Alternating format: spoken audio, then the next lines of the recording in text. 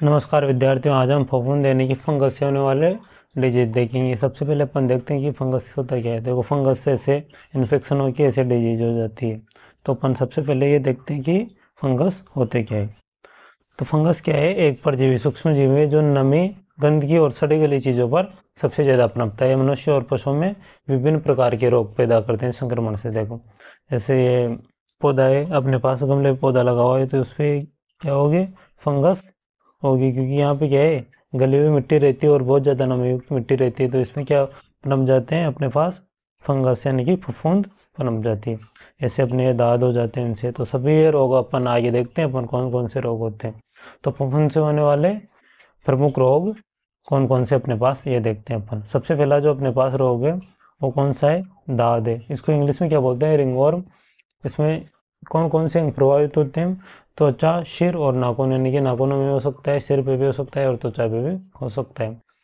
इसका जो फफूंद रोग कारक है वो कौन सा है?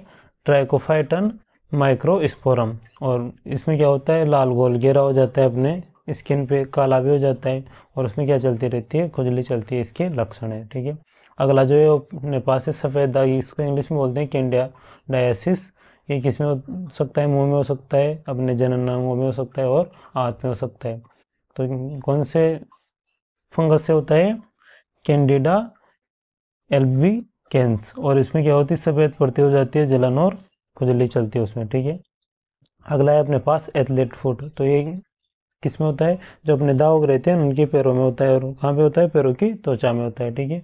ये कौन से फंगस से होता है? ट्राइकोफाइटन रबरम।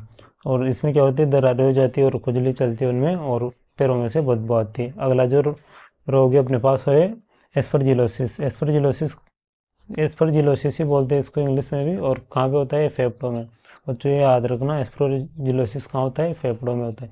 अब तक के ऊपर के जो रोग थे ना, वो कहाँ पे हो रहे थे? या तो अपने स्किन में हो रहे थे, और या फिर जननांगों में हो रहे थे, या फिर नाखूनों में हो रहे थे। लेकिन जो एस्परजिलोसिस है वो कहाँ पे होता है? फेफड़ों में होता है। तो इसको कौन से फंगस से होता है? Aspergillosis fumigatus. और इसमें क्या होता है? खांसी चलती है और सांस लेने में दिक्कत होती है अपन को। अब अगला जो रोग है अपने पास है हिस्टोप्लाज्मोसिस। और इंग्लिश में भी हिस्टोप्लाज्मोसिस ही बोलेंगे इसको। कहाँ पे होता है? ये भी फेफड़ों में होता है। तो ये तीनों किससे संबंधित है? हिस्टोप्लाज्मोसिस क्रिप्टोकोकोसिस फेफड़ों से संबंधित है, और क्रिप्टोकोकोसिस फेफड़ों के अलावा कहाँ पे होता है? अपने मस्तिष्क में भी होता है, यानी कि ब्रेन में भी होता है। तो हिस्टोप्लाज्मोसिस किससे होगा? हिस्टोप्लाज्मा कैपिसुलेटम से होगा। और इसमें क्या होगी? बुखार होगी और थकान महसूस होगी। और जो ये क्रिप्टोकोकोसिस है किससे होगा? क्रिप्टोकोकस नियोफॉर्मेंस। और इसमें क्या होगा? सिर दर्द होगी, अपन को भ्रम होगा, यानी कि कोई चीज़ है नहीं और उसका आभास होना, ये क्या कहलाता है? भ्रम। और इसमें क्या होगी? बुखार आती है अपन को। तो ऐसे एथलीट्स के जो फुट होते हैं ना, उनमें से दरारें आ जाती है और इनमें से बदबू आने लग जाती है। तो ये कौन सा रोग है? एथलीट्स फुट रोग। तो देखो, त्वचा पर कौन कौन से रोग होते हैं? दाद, कैंडिडा और एथलीट। कैंडिडा को अपन ने क्या बोला था? सफ़ेद दाद भी बोला था, ठीक। एस्परजिलोसिस और हिस्टो और क्रिप्टो, ये तीनों किस पे होते हैं?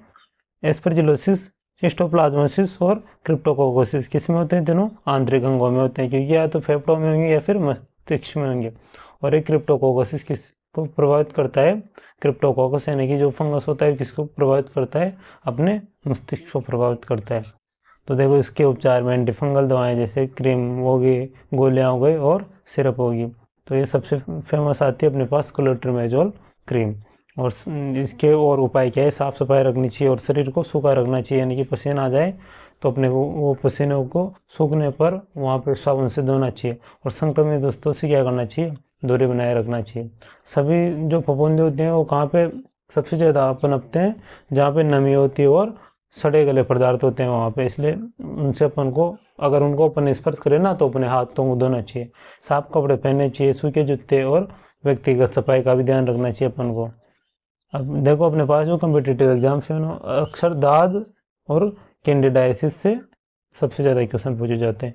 तो धन्यवाद बच्चों, फिर मिलेंगे अगले टॉपिक के साथ। तो इसी तरह हंसते रहिए और मुस्कुराते रहिए। जय हिंद, जय भारत।